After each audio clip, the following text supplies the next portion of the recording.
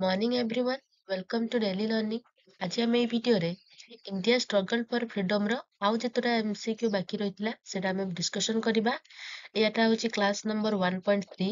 ଆମେ ୟାର ପ୍ରଥମେ କରିସାରିଛନ୍ତି କ୍ଲାସଟା ଅଲରେଡି ଥରେ ସାରିଛନ୍ତି। ଏଟା ୟାର ରିଭିଜନ କ୍ଲାସ୍ 1 ଆଉ ଏଟା ୟାର ପାର୍ଟ 3। ଅଲରେଡି ପାର୍ଟ 1 ଆଉ 2 ଅପଲୋଡ କରିସାରିଛି, ଯାହା ସବୁ INC ଗଠନ ପାଖରୁ ପାର୍ଟିସନ୍ ଅଫ୍ ବେଙ୍ଗଲ ପର୍ଯ୍ୟନ୍ତ। ତ ସେଟା ସବୁ ଅଲରେଡି ମୁଁ ଡିସ୍କସନ୍ କରିସାରିଛି। ତାର chairman, first chairman, second chairman, କେତେ ସାରା ସେସନ୍, ସେ ସବୁ ବିଷୟରେ ସବୁ ଅଲରେଡି ସରିଛି। ଆଉ ଆମେ ଏଇ ଭିଡିଓରେ ଆଉ ଯେତେଟା ଅଛି ସେଟା ଆମେ ଧୀରେ ଧୀରେ କଭର କରୁଛନ୍ତି। ତ ଯଦି B.Ed ପାଇଁ ପ୍ରିପେୟାର ହଉଛନ୍ତି ତାହେଲେ ଏଇ ଭିଡିଓଟି ବହୁତ ହେଲ୍ପଫୁଲ୍ ହବ। B.Ed ର ସିଲାବସରେ ଯାହା ବି ଅଛି ସେ ସବୁ ଏଠି ଆଲୋଚନା କରାଯାଉଛି। ତ ଫାର୍ଷ୍ଟ କ୍ୱେଶ୍ଚନ କଣ ଅଛି? The moderate phase of the Indian National Congress lasted from, ଆମେ ଜାଣିଥିଲେ କାଲି ଆମେ ପଢିଥିଲେ କଣ ନା ସୁରତ ସ୍ପ୍ଲିଟ ରେ କଂଗ୍ରେସ ଦି ଭାଗ ହେଇଯାଇଥିଲା। ଗୋଟେ ମଡରେଟ ହେଇଥିଲା ଆଉ ଗୋଟେ ଏକ୍ସଟ୍ରିମିଷ୍ଟ ହେଇଥିଲା। ଗୋଟେ ନରମ ଦଳ ଆଉ ଗୋଟେ ଗରମ ଦଳ। ତ ନରମରେ କିଏ ରହିଥିଲେ, ଯୋଉ ଏକ୍ସଟ୍ରିମିଷ୍ଟରେ କିଏ ଥିଲେ? ଲାଲ ବାଲ ପାଲ, ଲାଲା ଲଜପତ ରାୟ, ବାଲ ଗଙ୍ଗାଧର ତିଲକ, ବିପିନ ଚନ୍ଦ୍ର ପାଲ ଆଉ ଅରବିନ୍ଦ ଘୋଷ। ସେମାନେ ଥିଲେ କଣ ଏକ୍ସଟ୍ରିମିଷ୍ଟ, ଆଉ ଏମାନେ ସବୁ ରହିଲେ ମଡରେଟ ରେ। ତ ସେଇଠି ପଚାରିଛି କଣ ନା ମଡରେଟ ଫେଜ ଟା କେତେରୁ କେତେ ପର୍ଯ୍ୟନ୍ତ ଚାଲିଥିଲା? କେତେରୁ କେତେ ଚାଲିଥିଲା ନା ଏଇ 1885ରୁ 1905 ଯାଏ କଣ ଚାଲିଥିଲା ନା ମଡରେଟ ଫେଜ।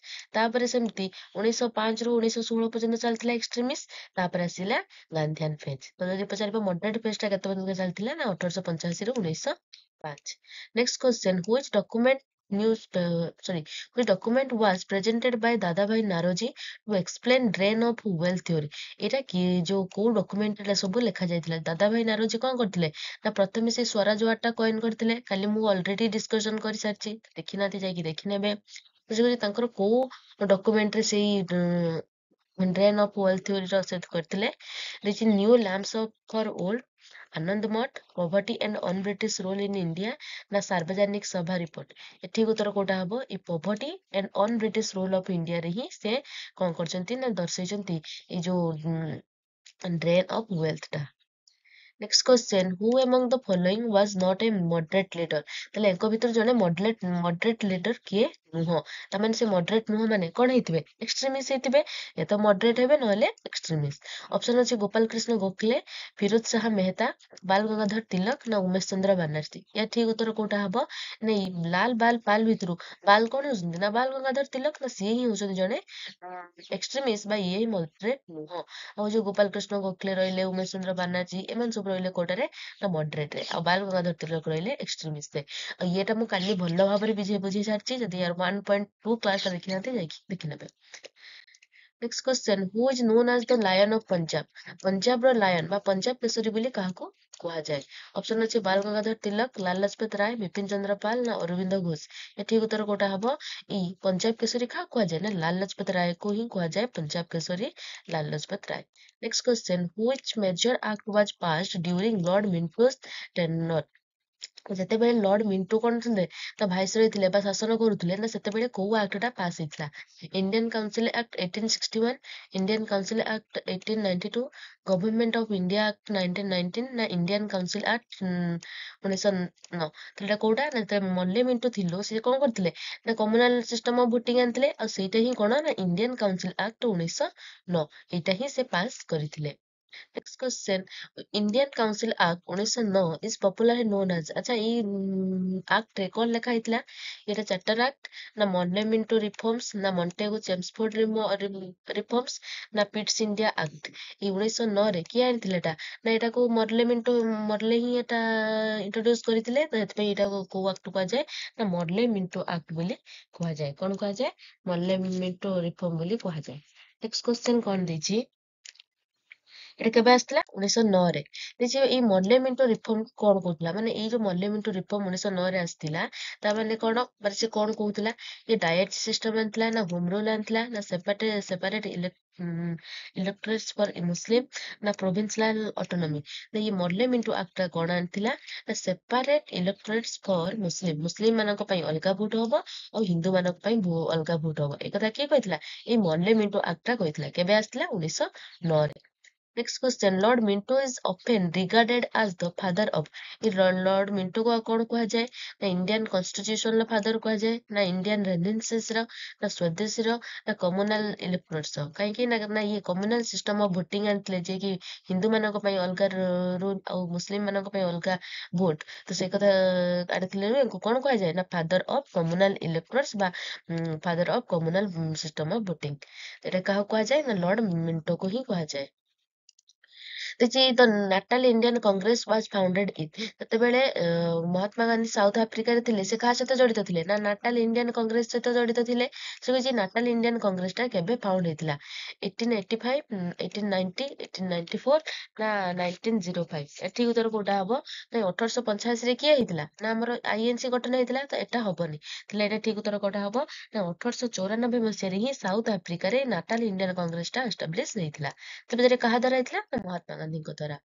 ହୁ ଫାଉଣ୍ଡେଡ ଦ ନାଟାଲ ଇଣ୍ଡିଆନ କଂଗ୍ରେସ ନାଟାଲ ଇଣ୍ଡିଆନ କଂଗ୍ରେସ କୁ କିଏ ଫାଉଣ୍ଡ କରିଥିଲେ ନା ମହାତ୍ମା ଗାନ୍ଧୀ ଏଟା ଆଉ କହିତେ ପଡିବନି ସାଉଥ ଆଫ୍ରିକାରେ କେବେ ହେଇଥିଲା ନା 1894 ରେ next question Gandhi's autobiography is title ଆଚ୍ଛା ଗୋଟେ ଅଛି ବାୟୋଗ୍ରାଫି ଗୋଟେ ଅଛି ଅଟୋବାୟୋଗ୍ରାଫି ବାୟୋଗ୍ରାଫି ମାନେ କଣ ନା ଜଣଙ୍କ ବିଷୟରେ ଆଉ ଜଣେ ଲେଖିବା ଯେମିତି ଅ ଯଦି ମୋ ବିଷୟରେ ଆଉ କିଏ ଲେଖୁଛନ୍ତି ତାହେଲେ ସେଟା ହଉଛି ମୋର ବାୟୋଗ୍ରାଫି ଆଉ ଅଟୋବାୟୋଗ୍ରାଫି ହଉଛି କଣ ନା ମୁଁ ଯଦି ମୋ ବିଷୟରେ କିଛି ଲେଖୁଛି ସେଟା ହଉଛି ଅଟୋବାୟୋଗ୍ରାଫି ସେମିତି ଗାନ୍ଧୀଜୀଙ୍କର ଗୋଟେ ଅଟୋବାୟୋଗ୍ରାଫି ଥିଲା ତା ନାଁ କଣ କିଛି ଇଣ୍ଡିଆ ଅଫ ମାଇ ଡ୍ରିମ୍ସ ନା the story of my experiments with truth ନା ମାଇ କଣ୍ଟ୍ରି ମାଇ ଲାଇଫ ନା ୟଙ୍ଗ ଇଣ୍ଡିଆ ଏଠିକ ଉତ୍ତର କୋଉଟା ହବ ନା the story of my experiments with truth ଏଇଟା ହିଁ ଲେଖିଥିଲେ କଣ ନା ମହାତ୍ମା ଗାନ୍ଧୀଙ୍କର ଗୋଟେ ଅଟୋବାୟୋଗ୍ରାଫି ଏଇଟା ମନେ ରଖିଥିବେ କୋଉଟା the story of my experiments with truth.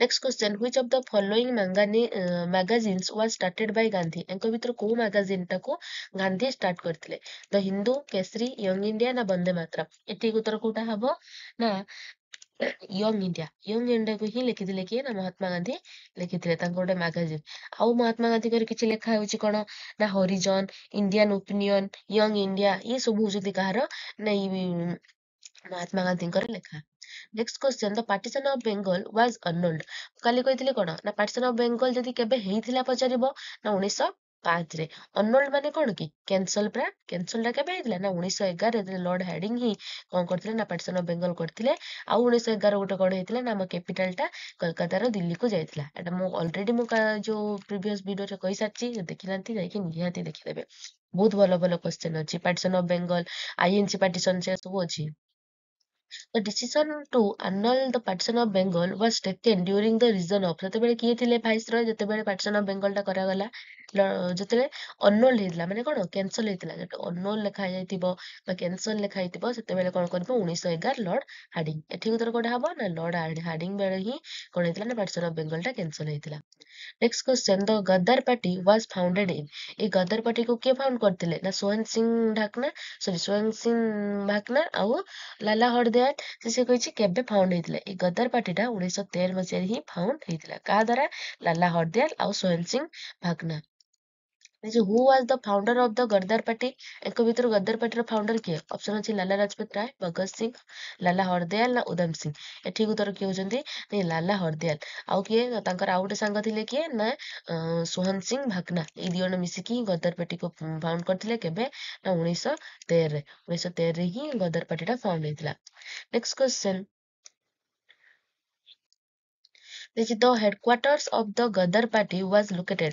এই গদর পার্টির হেডকোয়ার্টার কোଉଠି ଅଛି ନ୍ୟୁୟର୍କ ନା ଟୋରଣ୍ଟୋ ସାନ ଫ୍ରାନ୍ସିସ୍କୋ ନା ଲଣ୍ଡନ ଏଠି ଉତ୍ତର କୋଉଟା ଏଇ ସାନ ଫ୍ରାନ୍ସିସ୍କୋରେ ହିଁ ଗଦର ପାର୍ଟିର କଣ ଅଛି ନା ହେଡ ଅଫିସ ଟା ବା ହେଡକ୍ୱାର୍ଟର ଟା ଅଛି ଆଉ ଏଟା କାହା ଦ୍ଵାରା ହେଇଥିଲା ନା ଲାଲା ହରଦୟାଲ ସ୍ୱୟଂ ସିଂ ଭାକନାଙ୍କ ଦ୍ଵାରା ହେଇଥିଲା କେବେ ହେଇଥିଲା 1913 ରେ next question who is known as the political guru of Mahatma Gandhi Mahatma ଗାନ୍ଧୀଙ୍କର ପଲିଟିକାଲ ଗୁରୁ କିଏ ବୋଲି ପଚାରୁଛି ବାଲ ଗଙ୍ଗାଧର ତିଲକ ଦାଦାଭାଇ ନରୋଜି ଗୋପାଳ କୃଷ୍ଣ ଗୋଖଲେ ନା ଲାଲା ଲାଜପତ ରାୟ ଏଠିକି ଉତ୍ତର କୋଉଟା ହବ ଏଇ ଗୋପାଳ କୃଷ୍ଣ ଗୋଖଲେ ହଉଛନ୍ତି ମହାତ୍ମା ଗାନ୍ଧୀଙ୍କର ପଲିଟିକାଲ ଗୁରୁ ଏଠିକି ଉତ୍ତର କୋଉଟା ହବ ଏଇ Gopal Krishna Gokhale next question who gave the title Mahatma to M K Gandhi ଏ ମହାତ୍ମା ଗାନ୍ଧୀଙ୍କୁ ମହାତ୍ମା ଆଖ୍ୟାଟା କିଏ ଦେଇଛି ବୋଲି ପଚାରୁଛି ଗୋପାଳ କୃଷ୍ଣ ଗୋଖଲେ ଦେଇଥିଲେ ନା ବାଲ ଗଙ୍ଗାଧର ତିଲକ ନା ରବୀନ୍ଦ୍ରନାଥ ଟାଗୋର ନା ସିଏଫ ଆଣ୍ଡ୍ରେଜ ଏଠିକି ଉତ୍ତର କୋଉଟା ହବ ନାଇଁ ଗୋପାଳ କୃଷ୍ଣ ଗୋଖଲେ କଣ ହେଇଥିଲେ ନା ମହାତ୍ମା ଗାନ୍ଧୀଙ୍କର ପଲିଟିକାଲ ଗୁରୁ ଥିଲେ ସେଟା ହବନି ନାଇଁ ରବୀନ୍ଦ୍ରନାଥ ଟାଗୋର ହିଁ କଣ କରିଥିଲେ ନା ମହାତ୍ମା ଗାନ୍ଧୀଙ୍କୁ ମହାତ୍ମା ଆଖ୍ୟାଟା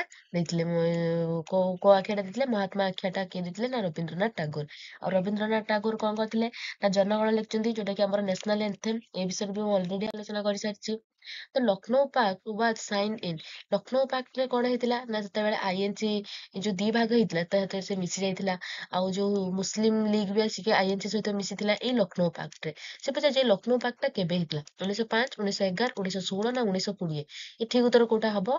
ଏଇ 1916 ମସିହାରେ ହିଁ ଲକ୍ଷ୍ନୌ ପାକ୍ଟଟା ହେଇଥିଲା। କେବେ ହେଇଥିଲା? 1916 ମସିହାରେ। ନେକ୍ସଟ କ୍ୱେଶ୍ଚନ, ତ ଲକ୍ଷ୍ନୌ ପାକ୍ଟ ୱାଜ ଆନ୍ ଏଗ୍ରିମେଣ୍ଟ ବିଟୱିନ୍। ଏ ଲକ୍ଷ୍ନୌ ପାକ୍ଟଟା କାହା କାହା ମଧ୍ୟରେ ଗୋଟେ ଏଗ୍ରିମେଣ୍ଟ ହେଇଥିଲା? ଆଇଏନସି ଆଣ୍ଡ ବ୍ରିଟିଶ ଗଭର୍ଣ୍ଣମେଣ୍ଟ ବିଷୟରେ ଭିତରେ, ମୁସଲିମ ଲିଗ ଆଉ ବ୍ରିଟିଶ ଗଭର୍ଣ୍ଣମେଣ୍ଟ, ଆଇଏନସି ଆଉ ମୁସଲିମ ଲିଗ, ନା କଂଗ୍ରେସ ଆଣ୍ଡ ସ୍ୱରାଜ ପାର୍ଟି? ଏଠିକ ଉତ୍ତର କୋଉଟା ହବ? ନା ଏଇ ଲକ୍ଷ୍ନୌ ପାକ୍ଟରେ ଆଇଏନସି ଆଉ ମୁସଲିମ ଲିଗ ମିଶି ଯାଇଥିଲେ। ମିଶିଗଲା ପରେ ହିଁ କଣ ହେଇଥିଲା? ନା ଏଠି ଲକ୍ଷ୍ନୌ ପାକ୍ଟ ହେଇଥିଲା। ଆଉ ଏଇ ଲକ୍ଷ୍ନୌ ପାକ୍ଟରେ ସେସନଟା କୋଉଠି ହେଇଥିଲା? ଲକ୍ଷ୍ନୌରେ ହିଁ ହେଇଥିଲା। ଆଉ ଯଦି ୟାର ପଚାରିବ କିଏ ଥିଲେ ୟାର ପ୍ରେସିଡେଣ୍ଟ ଥିଲେ ସେତେବେଳେ ଆଇଏନସି ର? ନା ସେତେବେଳେ ଥିଲେ ଅମ୍ବିକା ଚରଣ ମଜୁମଦାର ଥିଲେ। Next question, who presided over the Lucknow session in INC in 1916? ନା 1916 ରେ କଣ ହେଇଥିଲା? ଲକ୍ଷ୍ନୌ ସେସନଟା ହେଇଥିଲା। ଆଉ ହଉଛି କିଏ ଏଠି ପ୍ରିସାଇଡ୍ କରିଥିଲେ ବା କିଏ ପ୍ରେସିଡେଣ୍ଟ ଥିଲେ? ବାଳ ଗଙ୍ଗାଧର ତିଲକ, ଅମ୍ବିକା ଚରଣ ମଜୁମଦାର, ଆନି ବେସାନ୍ତ, ନା ମୋତିଲାଲ ନେହେରୁ? ଠିକ ଉତ୍ତର କୋଉଟା ହବ? ନା ଅମ୍ବିକା ଚରଣ ମଜୁମଦାର ହିଁ କଣ ଥିଲେ? ନା ଆଇଏନସି ର ସେତେବେଳେ ପ୍ରେସିଡେଣ୍ଟ ଥିଲେ। Next question, the immediate result of the Lucknow pact was. ଯୋଉ ଲକ୍ଷ୍ନୌ ପାକ୍ଟ ପରେ ତାର କଣ ରେଜଲ୍ଟ ଆସିଲା? Rise of extremist, partition of Bengal, ନା reunion of moderates and extremist in INC, ନା କ୍ୱାଇଟ ଇଣ୍ଡିଆ ମୁଭମେଣ୍ଟ ହେଲା? ନା ଲକ୍ଷ୍ନୌ ପାକ୍ଟ କେତେ ହେଇଥିଲା? 1916 ରେ। ତାପରେ ହିଁ କଣ ହେଇଥିଲା? ନା ରିୟୁନିୟନ ହେଇଥିଲେ। ଯୋଉ ଆଇଏନସି ଦି ଭାଗ ହେଇଥିଲା, ଗୋଟେ ମଡରେଟ ଆଉ ଏକ୍ସଟ୍ରିମିଷ୍ଟ, ସେଟା ପୁଣି ଥରେ ମିଶିଗଲେ। ତ ଆଜି ଏଇ ଭିଡିଓରେ ଏତିକି। ଭିଡିଓଟି କେମିତି ଲାଗୁଛି ତାକୁ ନିହାତି କମେଣ୍ଟରେ ଜଣାନ୍ତୁ। ଯଦି ଆଉ କିଛି ମୁଁ ପାର୍ଟ ମିସ୍ କରି ଯାଉଛି ତାହେଲେ ନିହାତି କମେଣ୍ଟରେ କରନ୍ତୁ। ଆଉ କୋଉଟାକୁ ମୁଁ ସ୍କିପ୍ କରିଯାଇଛି ତାକୁ ଆଡ୍ କରିଦେବି। ଯଦି ଭିଡିଓଟି ଭଲ ଲାଗୁଛି ଲାଇକ୍ କରନ୍ତୁ, ସାଙ୍ଗମାନଙ୍କ ସହିତ ସେୟାର କରନ୍ତୁ, ଚ୍ୟାନେଲଟିକୁ ସବସ୍କ୍ରାଇବ କରନ୍ତୁ। Thank you. Like and subscribe.